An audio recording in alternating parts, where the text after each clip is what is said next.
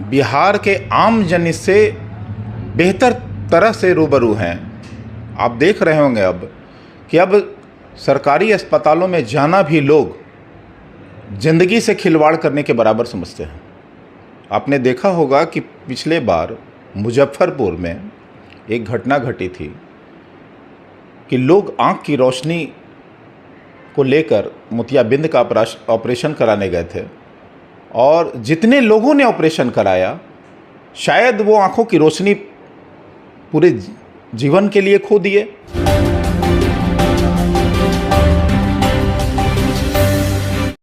नमस्कार, आप देख रहे हैं आर लाइव और मैं हूं अभिषेक मिश्रा। बिहार में शिक्षा व्यवस्था, स्वास्थ्य व्यवस्था किस हद तक लचर है, इसकी वानगी अक्सर सामने आती है। अक्सर सरकारी दावों की कलई खुलती है, पोल खुलती है, जिस तरह की तस्वीरें सामने आती हैं। अब एक सर्वे सामने आया है और उस सर्वे के मुताबिक बिहार के 80% लोगों को सरकारी अस्पतालों के इलाज पर भरोसा नहीं है, क्योंकि सरकारी अस्पतालों की हालत खस्ता हाल है। वहाँ के इलाज की जो व्यवस्था है वो बिल्कुल लचर है, वहाँ की व्यवस्था लचर है। और ये हम नहीं कह रहे हैं, वो सर्वे कह रहा है। वो सर्वे है नेशनल फैमिली हेल्थ सर्वे 5 के 5वें राउंड की सर्वे में ये खुलासा हुआ है। 5वें राउंड की सर्वे की ये रिपोर्ट है। और स्वास्थ्य व्यवस्था को लेकर, बिहार की शिक्षा व्यवस्था को लेकर विपक्ष लगातार बिहार के मुख्यमंत्री नीतीश कुमार पर निशाना साधता रहा है, सवाल उठाता रहा है। लोक जनशक्ति पार्टी रामविलास के सुप्रीमो चिराग पासवान अक्सर जब बिहारी फर्स्ट की बात करते हैं तो स्वास्थ्य व्यवस्था को लेकर, शिक्षा व्यवस्था को लेकर बिहार के मुख्यमंत्री नीतीश कुमार पर हमला बोलते हैं। अब जब ये सर्वे सामने आया है कि 80% लोग बिहार के सरकारी अस्पतालों के इलाज पर भरोसा नहीं करते और बीमार पड़ने पर वहाँ जाना ठीक नहीं समझते हैं, तो इस पर हम बात करेंगे। ये बड़ा हमारे साथ लोक जनशक्ति पार्टी रामविलास के प्रवक्ता राजेश भट्ट हैं।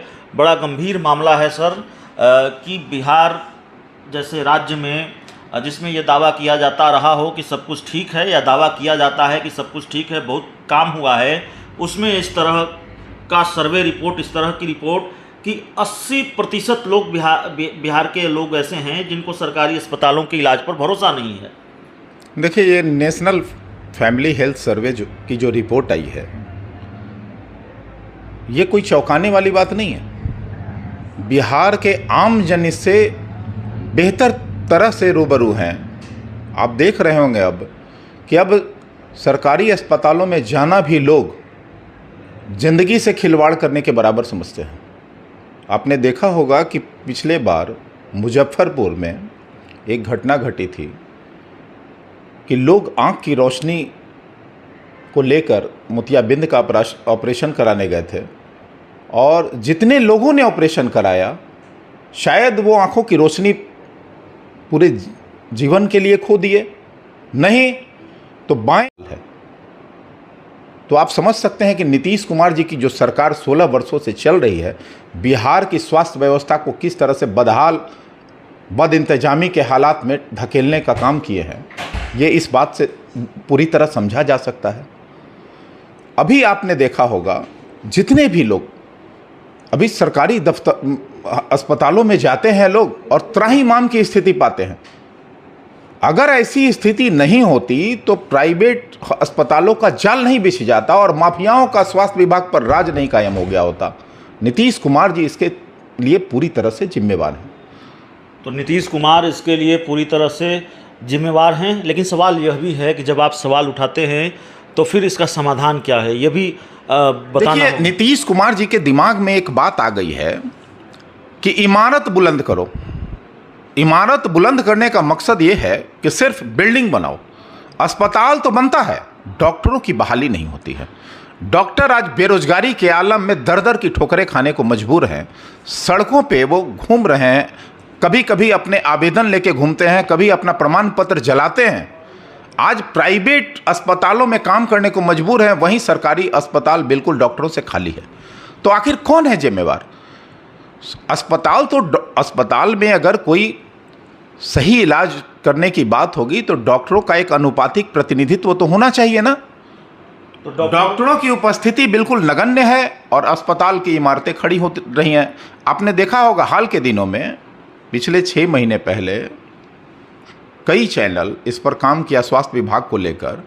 कई जगह देखा होगा आपने कि पीएचसी में जानवर बांधे जाते हैं, पीएचसी में भूसा रखा जाता है। कई पीएचसी ऐसे ही ताला बंदी के शिकार हो गए हैं, उन दबंगों का कब्जा है। कौन है जिम्मेवार? अगर आप पीएचसी बनाते हैं तो डॉक्टरों की बहाली कब करेंगे?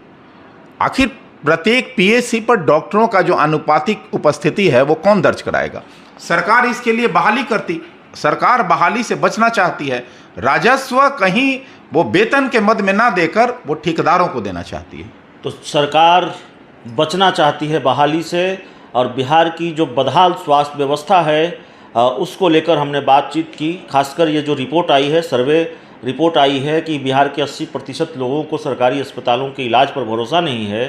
राजेश भट्ट, लोक जनशक्ति पार्टी रामविलास के प्रवक्ता, और जिस अंदाज में इनकी पार्टी हमलावर होती है बिहार के मुख्यमंत्री नीतीश कुमार पर, हमले का एक भी मौका नहीं छोड़ती है, इस सर्वे रिपोर्ट पर भी उसी तरह से हमला किया है। इस पूरी रिपोर्ट में इतना ही, इस पूरी बातचीत में इतना ही। बहुत बहुत धन्यवाद।